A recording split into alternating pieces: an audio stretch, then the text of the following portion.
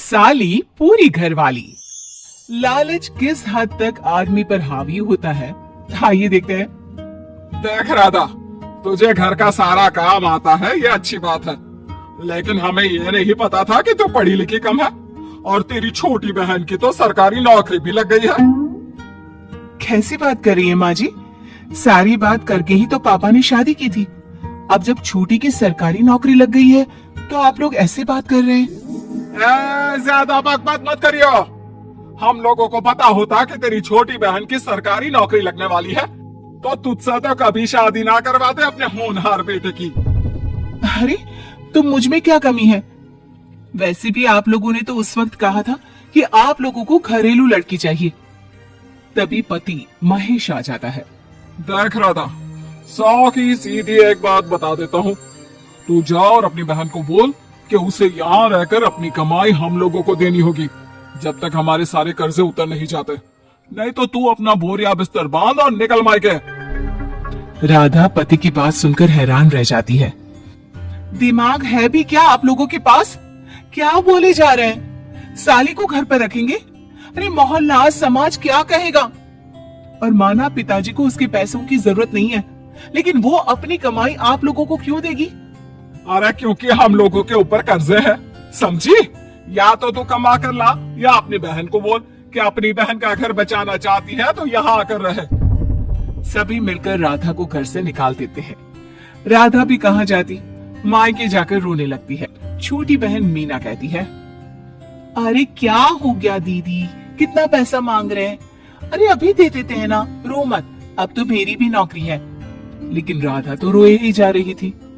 नहीं नहीं, इस बार लगता है उन लालची लोगों ने कुछ और ही डिमांड रखी है, वरना राधा इतना ना रोती। क्यों बेटी, क्या हुआ है?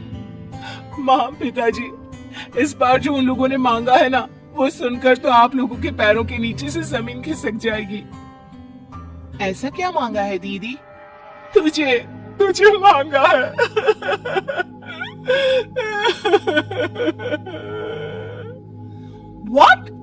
What nonsense? दीदी क्या बोल रही हो, समझ रही हो? हाँ, मेरी सास ये बोलकर भेजी है कि या तो मीना अपनी सारी कमाई उन लोगों को तब तक दे जब तक उन लोगों के कर्जे खत्म नहीं हो जाते, या फिर मैं मायके में जाकर रहूं यहाँ।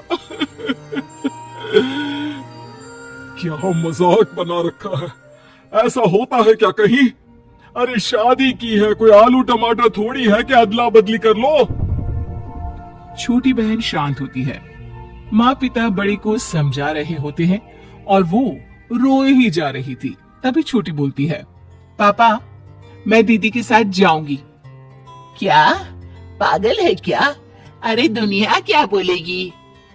माँ वो लोग सिर्फ मेरे पैसे चाहते हैं ना। अरे वो तो वो लोग यहाँ से भी ले सकते थे छोटी, फिर वहाँ क्यों बुला रहे हैं तुझे? माँ वो कह रहे थे कि हमें पता होता कि छोटी की सरकारी नौकरी लग जाएगी तो उसी से करवा देते उनके होनहार बेटे की शादी। हाँ, और मैं जैसे उस लपड़गंजू से शादी कर लेती। लपड़गंजू? अगर वो लपड़गंजू है तो मेरी शादी क्यों करवा दी? मैं नहीं जाने वाली वापस। अरे क्योंकि तू बेवकूफ है, तुझे जवाब देना नहीं आता।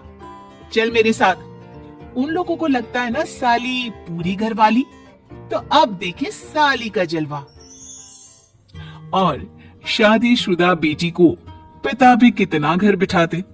उसके ससुराल जाते हैं दोनों बेटियों के साथ। आइए आइए, ले आए अपनी कमाओ बेटी, ये अच्छा किया। समझदार आदमी की पहचान यही तो होती है। मुझसे बात करिए ना, मैं रहने आ रही हूँ इस घर में, तो मेरी कुछ शर्तें रहेंगी। अरे वाह जी वाह, बहन के ससुराल में भी शर्तें? अरे और क्या, आप लोगों को मेरे पैसे चाहिए, दीदी घर का काम करेगी, इतना सब मिल रहा है। वैसे आप तो जानती हैं, बाजार में बिना शर्तों के तो एक पॉलिसी भी नहीं मिलती है। बात तो ये सही बोल रही है, सरकारी नौकरी वाली लड़कियां ऐसा नहीं मिलती। हाँ हाँ ठीक है, अच्छा बोलो छोटी बहू, क्या शर्तें हैं तुम्हारी? मैं कोई काम नहीं करूंगी। कैसी बात कर रही हो छोटी बहू? तुम नौकरी करोगी? अरे लाखों कमाओगी कि घर का काम करोगी? घर के कामों के लिए है ना ये बड़ी। दूसरी शर्त, मुझसे कोई बदतमीजी से या ऊंची आवाज में बात नहीं करेगा। अरे कैसी बात कर रही हो तुम? तुम तो ख्वाबों की रानी हो। शट अप जीजा जी। साली से मजाक करना अलग बात है, लेकिन याद रहे साली बहन होती है बीवी की, और बीवी की बहन यानी आपकी बहन। माँ ये क्या बोल रही है? बहन। अरे ना बेटा, मैं हूं ना, बात करती हूँ ना, रो मत बच्चा, रो मत। खैर, पिता दोनों बेटियों को छोड़कर चले जाते हैं। अगली सुबह, अरे सरला, जल्दी से मेरा और तुम्हारी बहन का खाना पैक कर दो, हम लोग ऑफिस के लिए निकल रहे हैं। लेकिन सरला तो सोफे पर बैठकर टीवी देख रही होती है। देखो जी, मेरी बहन पैसे कमा रही है तो मैं क्यों काम करूं? याद है ना मम्मी जी क्या बोलती थी कि मेरा बेटा पैसा कमा रहा है, तब सारा काम मैं करती थी। अब मेरी बहन कमा रही है तो मैं भी काम नहीं करूंगी। हाँ। अरे साली साहिबा, चलिए ना, मैं आपको दफ्तर छोड़ देता हूँ। क्या रेपुटेशन बनेगी हमारी। हाँ हाँ जीजा जी चलिए, आज आपकी ये इच्छा भी पूरी कर देते हैं। छोटी के ऑफिस में। अरे ये कौन है? तेरे जीजा जी है ना? ये कैसे तुझे छोड़ने आ गए? अरे वो अब ना मेरे पास ही रहती है। सभी एक दूसरे की तरफ देखने लग जाते हैं। हाँ वो क्या है ना, दीदी तो पता है घरेलू महिला है, जीजा जी के कर्जे ज्यादा हैं और पढ़े लिखे इतने हैं नहीं कि कुछ अच्छी कमाई कर पाए, तो मेरी कमाई रखते हैं। बस जैसे ही इन लोगों का कर्जा खत्म हो जाएगा मैं अपने घर चली जाऊंगी। पास खड़े जीजा जी का मुंह बन जाता है। घर आकर, छोटी, तुम ये क्या बकवास कर रही थी? ये सबको बताने की क्या जरूरत थी? अरे जीजा जी, आप खुलेआम सबको ये कहे कि साली आजकल मेरे साथ रहती है तो लोग क्या सोचेंगे आप जानते हैं ना। अरे उससे कुछ मत बोलना बेटा, चल मेरे साथ, तुझे ना बाजार का डोसा खिलाती हूँ। चल चल चल। हाँ दीदी तैयार हो जाओ, डोसा खिला रही हैं आंटी जी। तीनों जा रही होती है कि पास मोहल्ले की कुछ औरतें वहां पर जमा रहती है। अरे लाजो बहन, बहू की बहन यही रह रही है क्या? हाँ हाँ, इसे भी रख लिया है। अब आप तो जानती ही है कि हम लोगों का दिल कितना बड़ा है।